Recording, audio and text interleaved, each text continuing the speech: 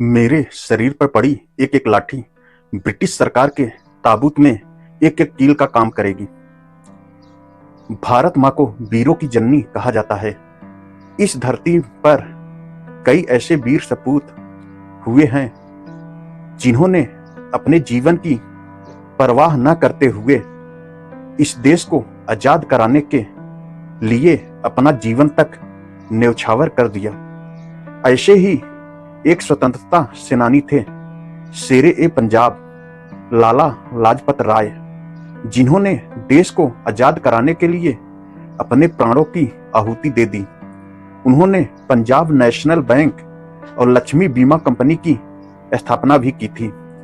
ये भारतीय राष्ट्रीय कांग्रेस में गर्म दल के 3 प्रमुख नेताओं लाल बाल पाल में से एक थे। नमस्कार दोस्तों, मैं आपका दोस्त चंद्रकांत। स्वागत है आपका हमारे चैनल सी के कमलेश 2.0 में। लाला लाजपत राय का जन्म 28 जनवरी 1865 को फिरोजपुर पंजाब में हुआ था।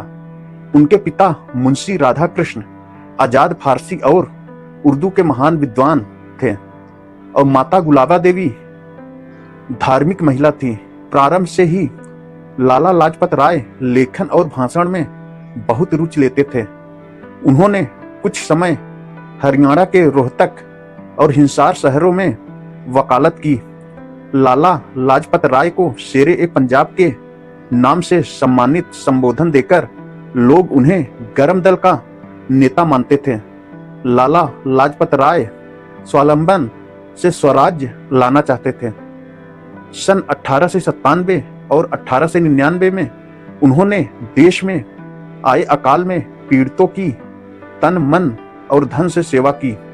देश में आए भूकंप अकाल के समय ब्रिटिश शासन ने कुछ नहीं किया।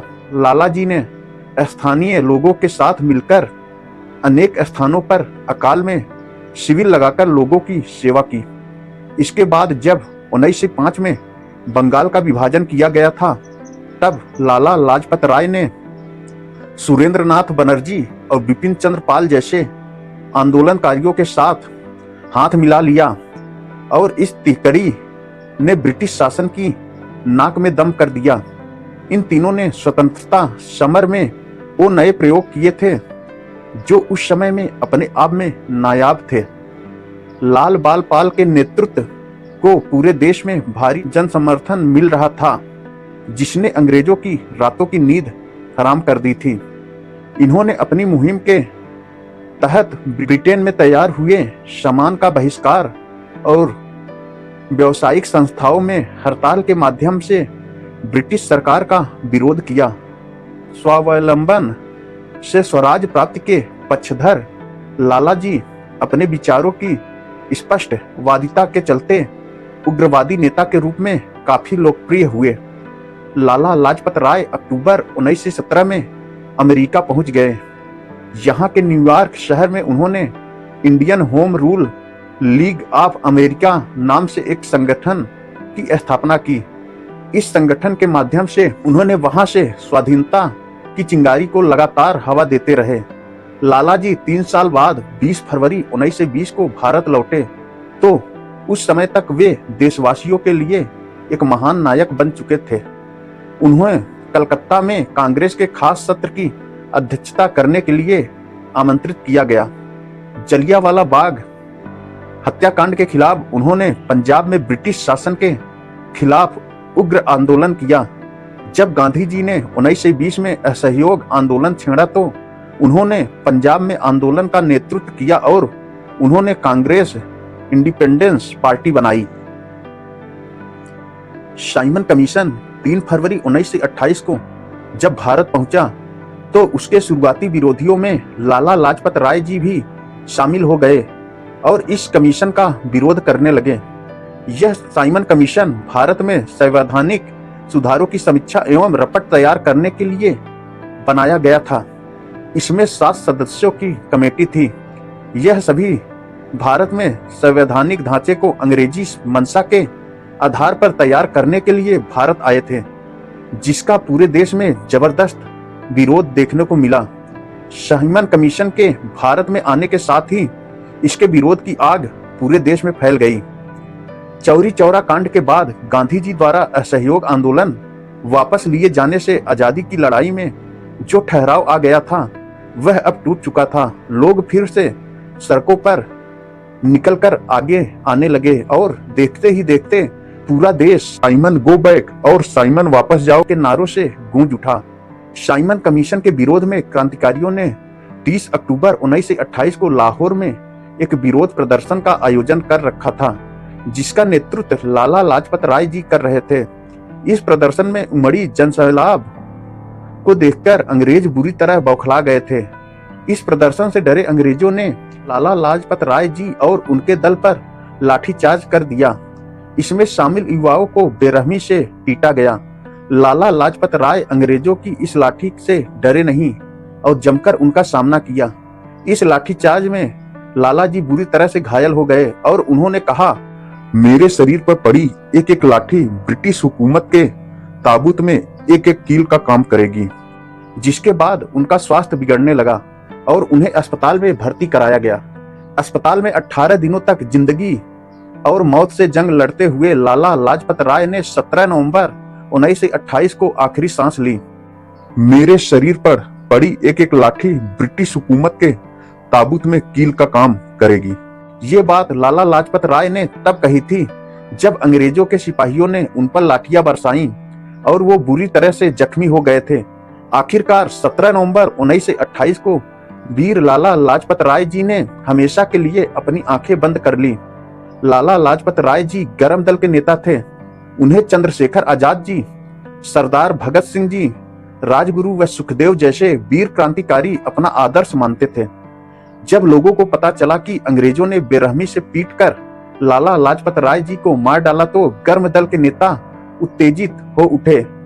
लाला लाजपत राय जी की मृत्यु से सारा देश उत्तेजित हो उठा और चंद्रशेखर आजाद जी, भगत सिंह जी, राजगुरु जी, सुखदेव जी व अन्य क्रांतिकारियों ने लाला लाजपत राय जी पर जानलेवा लाठीचार्ज का बदला लेने का निर्णय लिया।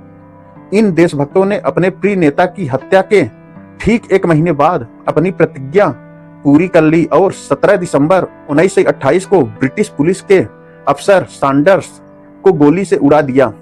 लाला जी की मौत के बदले सैंडर्स की हत्या के मामले में ही राजगुरु सुखदेव और भगत सिंह जी को फांसी की सजा सुनाई गई थी।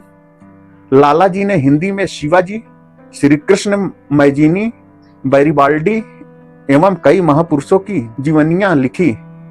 उन्होंने देश में और विशेषकर पंजाब में हिंदी के प्रचार प्रसार में बहुत सहयोग दिया। देश में हिंदी लागू करने के लिए उन्होंने हत्याक्षर अभियान भी चलाया था। 20वीं शताब्दी की शुरुआत में लाहौर में लाला लाजपत राय जी की एक मूर्ति को स्थापित किया गया और बाद में भारत के विभाजन के बाद शिमला में केंद्रीय वर्ग में स्थानांतरित कर दिया गया था। 1959 में लाला लाजपत राय ट्रस्ट का गठन उनके जन्म समारोह की पूर्व संध्या पर पंजाबी परोपकारियों के एक समूह द्वारा किया गया था, जो भारतीय राज्य महाराष्ट्र में बस गए और समृद्ध हुए, जो लाला लाजपत राय चलाता है।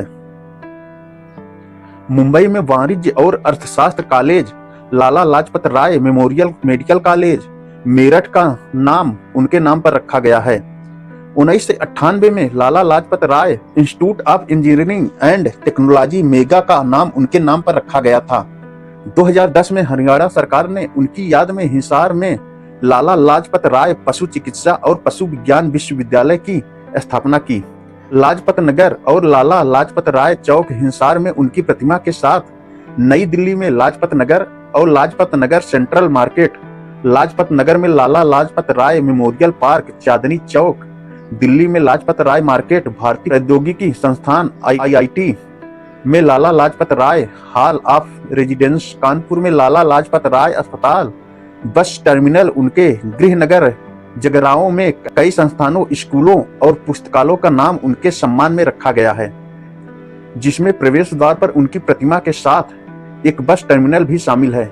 इसके अलावा भारत के कई महानगरों और अन्य शहरों में उनके नाम पर कई सड़कें हैं। तो दोस्तों, कैसी लगी आज का हमारा यह वीडियो, कमेंट करके जरूर बताएं।